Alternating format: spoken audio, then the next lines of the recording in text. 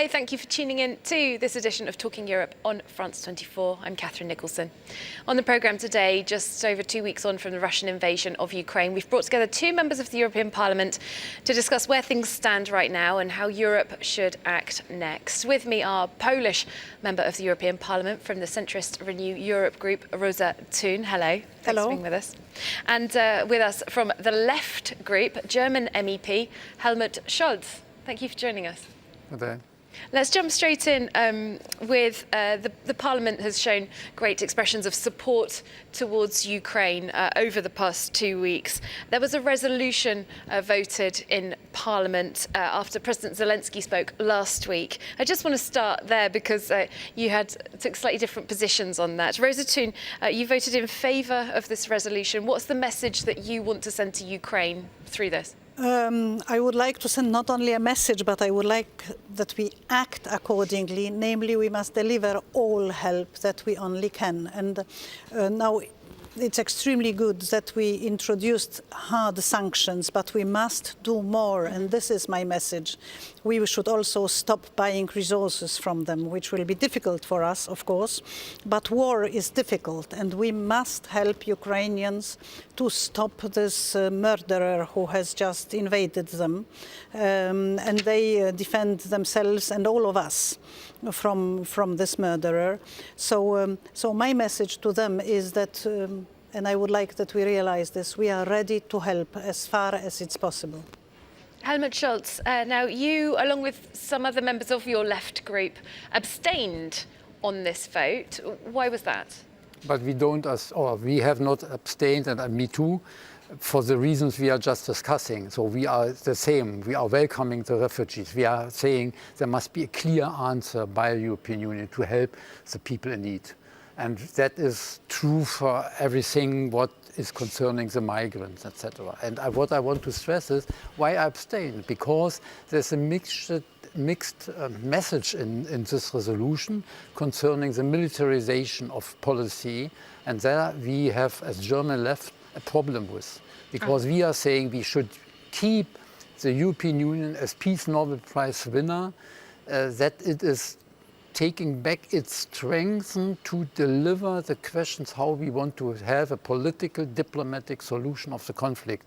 And that means we have to find in this current day, when the war is still going on, to say a clear no to Putin, to no to the war, and at the same time to open channels for debates and for discussions and negotiations. Does that mean that you're against the European Union financing and sending weapons to Ukraine?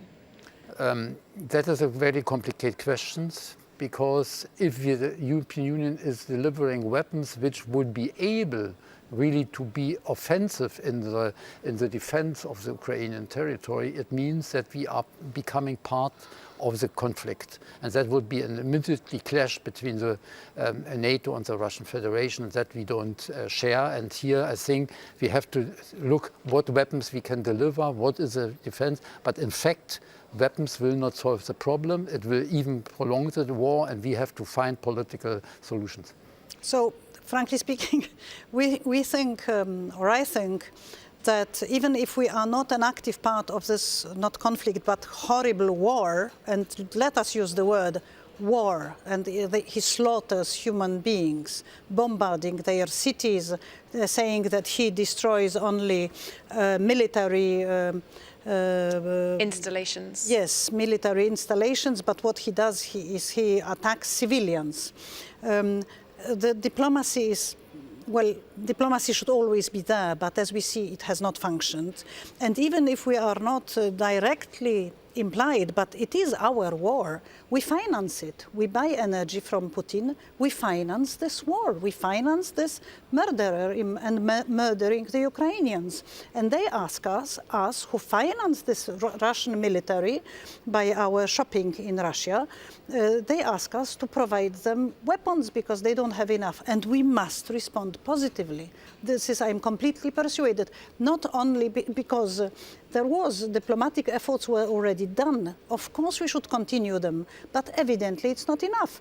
We must stop buying energy from them, stop now, as difficult as it will be from us, and do what Zelensky or what the heroic Ukrainians demand. Otherwise, not only they will be conquered by the Russian military, Russian army and Putin, but appetite grows with eating, as we say in Polish, and he will continue. We shouldn't imagine that he will stop in Ukraine. I just want to pick up on that point about spillover. What I mean with the diplomatic means is that we are not excluding, and that is that we want economic sanctions, that we want to punish the economic ties in the way that we are really having sanctions on the question. So why we are not taking all the money from the oligarchy structures, which is money in the European Union, to deliver it to the Ukrainian people. So really to touch those people who are responsible for this terrible war. Here I agree very much, but the military issue, and coming from Germany, and if the German government is just saying we are increasing the budget with the extraordinary means for 100 billion euro, that means we are answering not in the responsible way, because that will not solve the issue, that we are defending ourselves in a certain way. So the problem is we have to introduce economic sanctions, we have to cut maybe the gas but there is no time. And that is the issue. But time, there are every day people are being murdered. People, children, I'm also emotionally involved, because when I was leaving for Strasbourg on Monday, I left at home 11 Ukrainian refugees, only mothers and children, who fled, who are completely traumatized, who tell horrible stories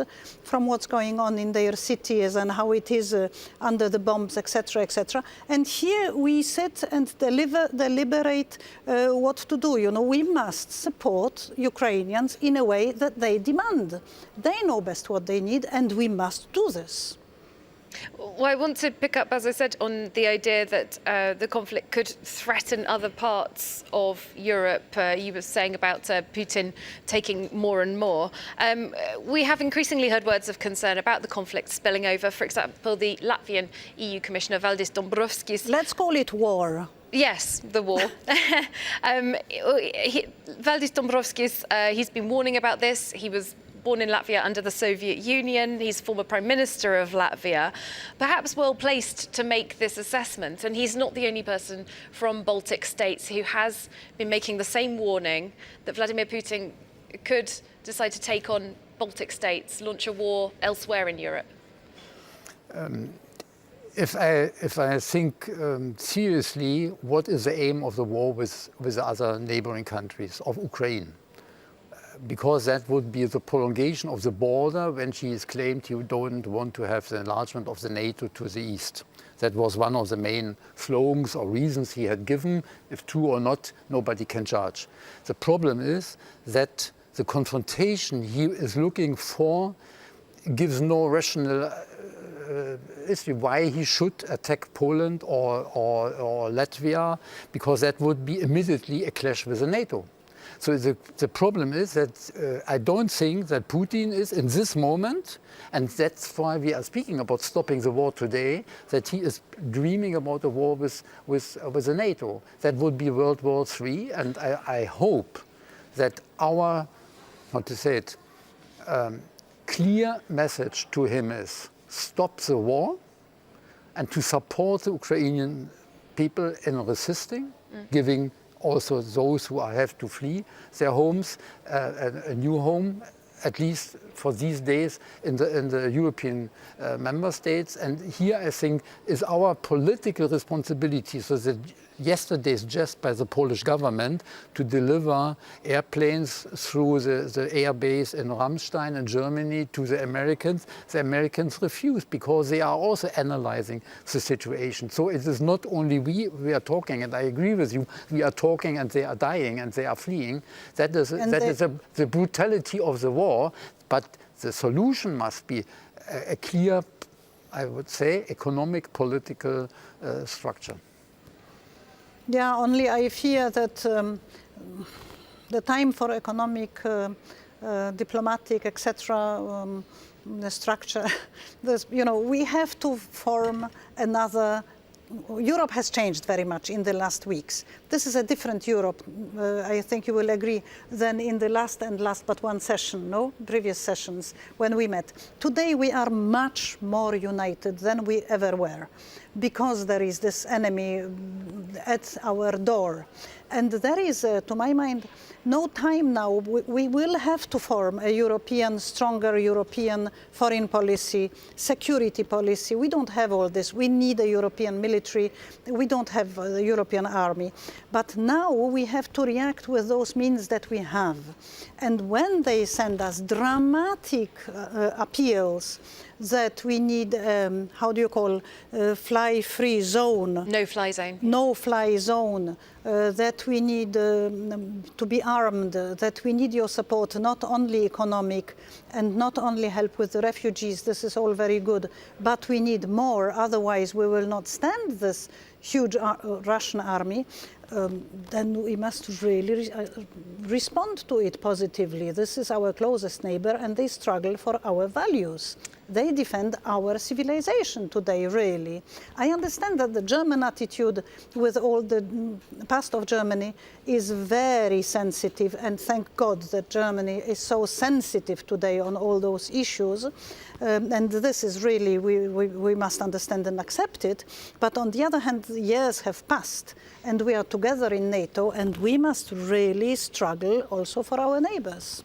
I understand your message. Just a very last brief word, if you just... No, I understand your message. But if I translate it into the understandable language, it would mean that we are starting to respond with military means to the request of the Ukrainian president to deliver weapons and become part of the war. And that, I think, is not shared, unfortunately, or fortunately, we can judge, by the citizens in the European Union. But we want it or not, it is our war anyhow. And yeah, but it is and we have to respond in a war with a clear message: we want peace. And the question is not to deepen the war and to enlarge the war. And that, I think, is a problematic issue. Yeah? It's about defense. We will have to leave it there. Thank you both so very much for taking part in this program. Helmut Scholz and Roza Thun, thank you. Thank you very much. Thank you for inviting. Thanks to you for watching as well. See you soon for more debate here on Talking Europe.